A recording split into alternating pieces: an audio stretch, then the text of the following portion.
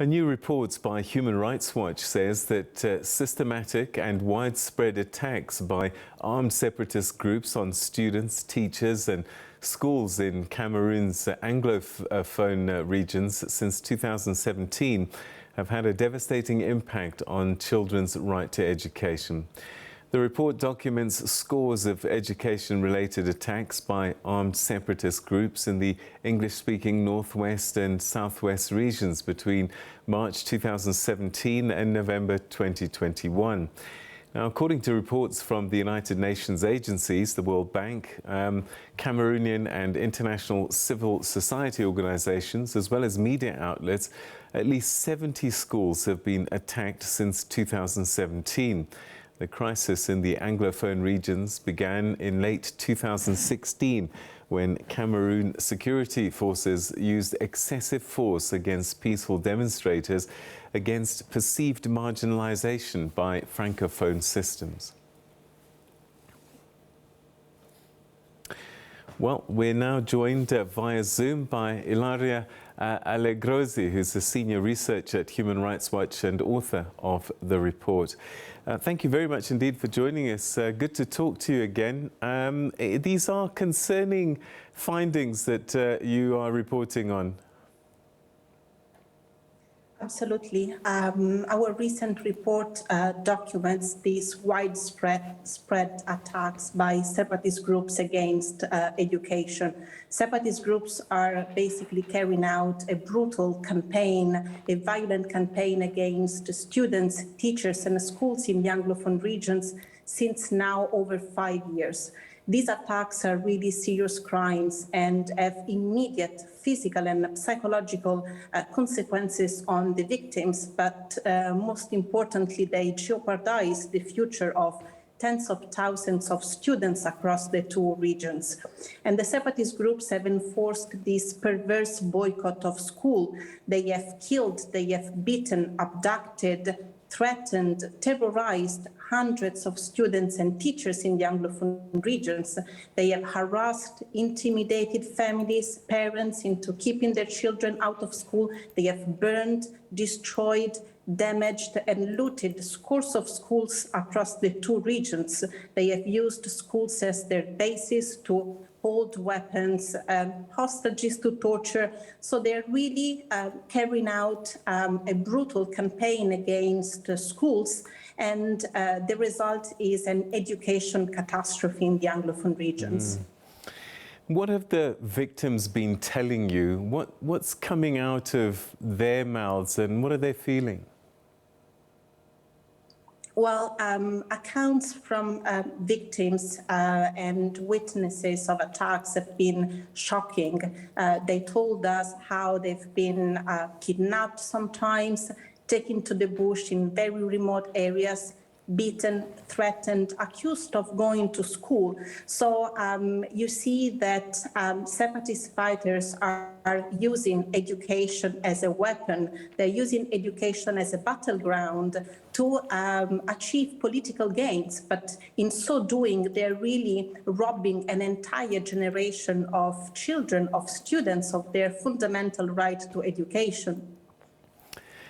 Tell us about these separatist groups. Are these groups of people that want to separate from Francophone Cameroon? We know of an area called the Southern Cameroons, but it sounds as if that this is a different government and different leadership. Just explain the context for us, because from the outside looking in, it's hard to imagine that, if your political reason is to get an independent state, why punish the children?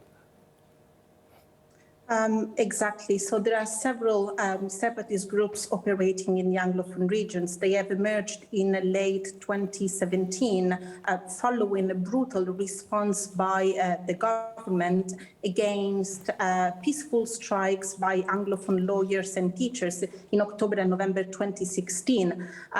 Teachers and lawyers and other residents of the Anglophone regions were protesting against what they perceived as the central government's attempt to marginalize and assimilate Anglophone courts and schools into the Francophone systems.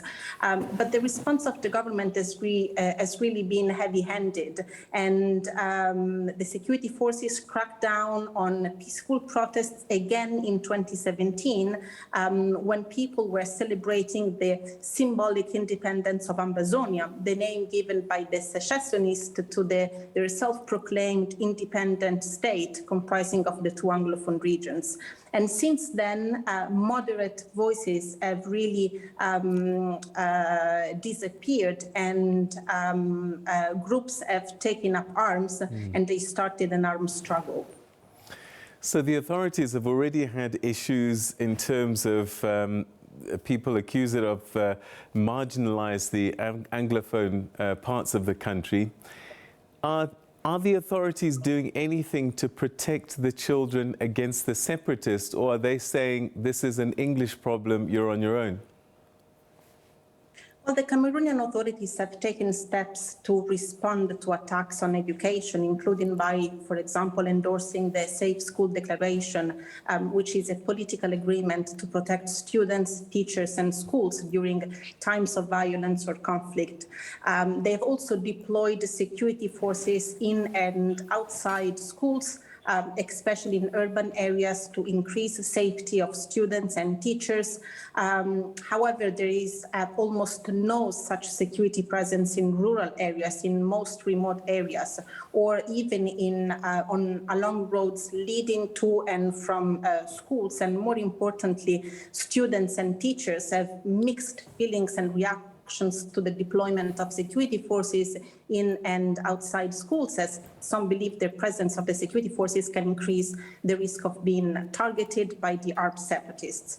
I think there's an urgent need for the government to address the lack of resources and overcrowding in schools at the moment, because the population of students have sometimes doubled, even tripled, due to the need to accommodate also internally displaced students.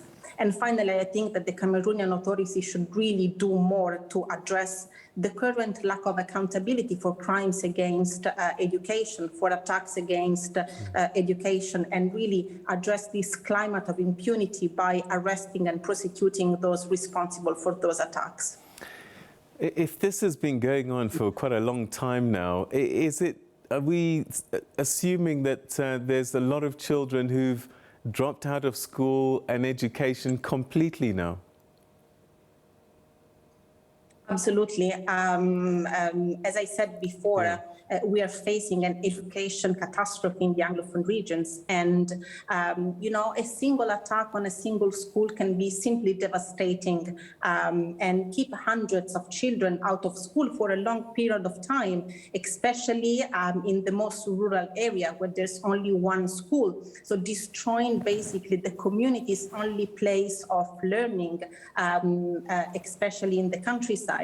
So attacks on schools, students, teachers, as what we have seen in the Cameroon's Anglophone regions since 2017, have had a devastating impact on education and overall on the development of the communities, on their economy, on everything.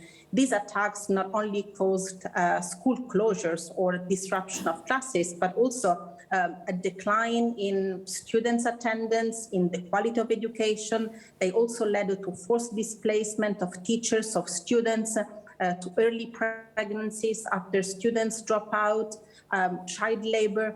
Education professionals and students who survived or witnessed attacks have also experienced a serious ongoing psychological distress, trauma, and also physical problems.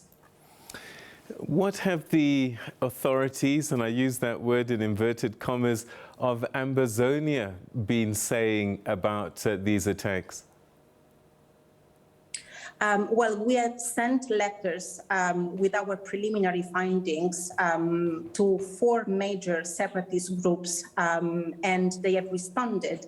They have replied, denying in different ways the responsibility for attacks against education, but our evidence shows the opposite, that they are responsible and should be held accountable. I have read some comments by activists on social media, those closer to the separatist groups, denying our findings, saying our report is biased. But I think they forget that they have praised Human Rights Watch in the past when we have highlighted abuses by government forces. And they also forget that our research is very solid, robust, based on robust methodology to verify the accuracy of information.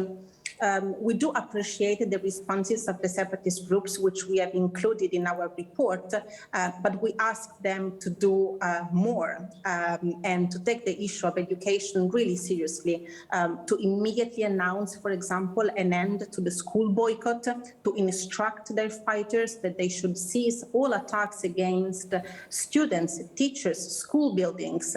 And of course, we have also recommendations for the government, as I mentioned before. All right, so again, I'm just trying to make the connection between shutting down a school and trying to hurt Cameroon.